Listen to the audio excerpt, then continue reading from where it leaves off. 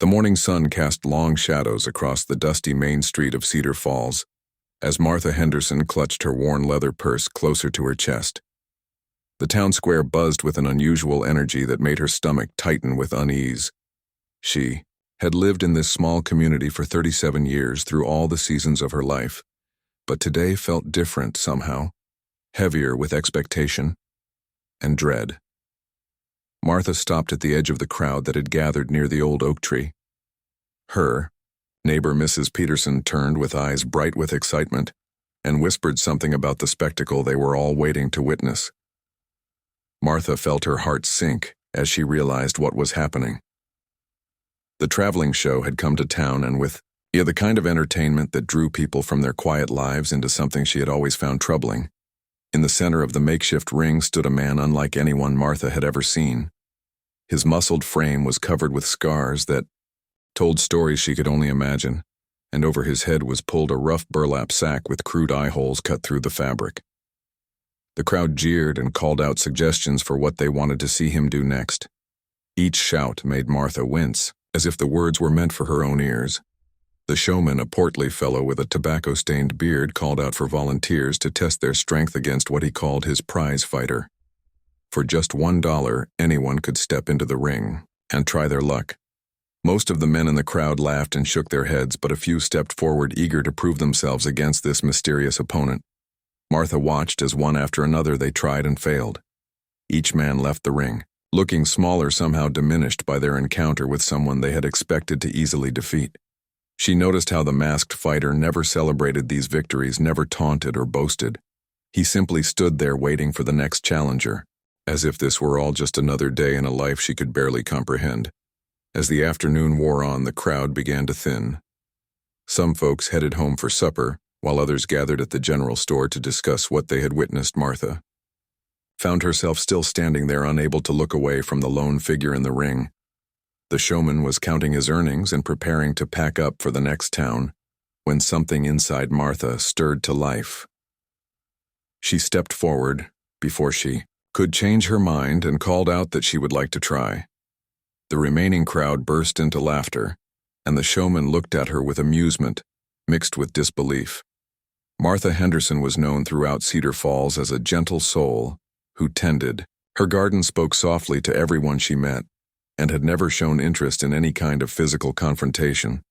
But Martha pulled a crumpled dollar bill from her purse and held it out with a steady hand. The showman shrugged and took her money, perhaps, thinking this would provide one final bit of entertainment for the day. As Martha stepped into the ring, she could hear the whispers and chuckles from those still watching. Most expected this to be over in seconds. The masked fighter turned to face her, and for a moment Martha thought she saw something change in his posture. He seemed to hesitate, as if uncertain how to proceed with this unexpected opponent. Martha looked up at him, and in a voice that carried clearly across the suddenly quiet square, she said the words that would change everything. "Please," she said, "just make it quick." The crowd fell completely silent, expecting to see this kind widow dispatched with the same efficiency they had witnessed all day. But instead of moving toward her, the masked fighter did something no one anticipated. He reached up and slowly pulled the burlap sack from his head.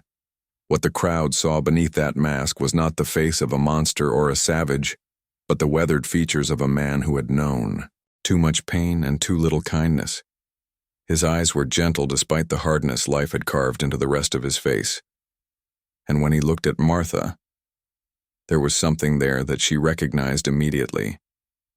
It was the same loneliness that had lived in her own heart since her husband Thomas had passed 3 years ago. Without a word, the fighter stepped back and bowed his head to Martha in a gesture of respect that stunned everyone watching. The showman began to protest about the money and the entertainment value, but Martha raised her hand to quiet him. She walked over to the fighter and asked him his name. "Samuel," he replied in a voice rough from years of not being used for gentle conversation. "Samuel Brooks." Martha nodded as if this were the most natural introduction in the world. "Samuel," she said, "I am Martha Henderson, and I believe you might be hungry." What happened next would be talked about in Cedar Falls for years to come. Martha led Samuel Brooks right out of that makeshift ring and down Main Street toward her small white house with its well-tended garden. The crowd followed at a distance, unsure of what they were witnessing, but unable to look away. At her front gate, Martha turned to address the growing group of onlookers. "This man," she announced, "will be staying for supper, and anyone who has something unkind to say about it can keep their opinions to themselves." She opened her gate and gestured for Samuel to follow her up the brick pathway to her front door, inside Martha's kitchen. Samuel sat awkwardly at the small wooden table that had been set for one person, for longer than either of them cared to remember. Martha moved about preparing a meal with the kind of efficiency that came from decades of caring. For others, she fried chicken and made biscuits from scratch while Samuel watched in silence as if afraid to believe this kindness was real. As they ate, Martha asked Samuel about his travels and his life, without prying into the painful details she could see etched in every line of his face. Samuel spoke haltingly at first about the towns he had passed through and the work he did to survive. He had been fighting in these traveling shows for nearly 5 years since circumstances had left him, with few other options. The scars on his body told their own story of a man who had endured more than his share of hardship. But Martha noticed how careful he was with her china, how gently he handled the cloth napkin she had given him. These small gestures spoke of a man who remembered better times and had not forgotten how to appreciate simple courtesies. After supper, Martha showed Samuel to the small guest room at the back of the house. It had been Thomas's study once upon a time, but she had cleared it out and made it ready for visitors, though none had come in all the months since she had prepared it. Samuel stood in the doorway looking uncertain. "You don't even know me," he said, and Martha could hear the weight of shame in his voice. "Know enough," she replied. "You are tired, and you have been alone for too long. Just as I have been." That night Martha lay in her own bed listening to the sounds of another person moving about her house. It had been so quiet for so long that even the simple noise of water running in the bathroom sink felt like a gift. She thought about the looks on her neighbors' faces when she had walked Samuel through town and realized she did not care what any of them thought. The next morning Martha woke to find Samuel already in the kitchen.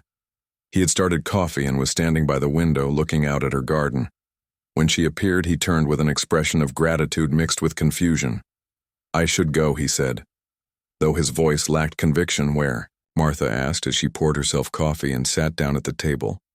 Samuel had no answer for that question, and Martha suspected as much. She had seen enough of life to recognize when someone had nowhere else to turn and nothing left to lose. "What?"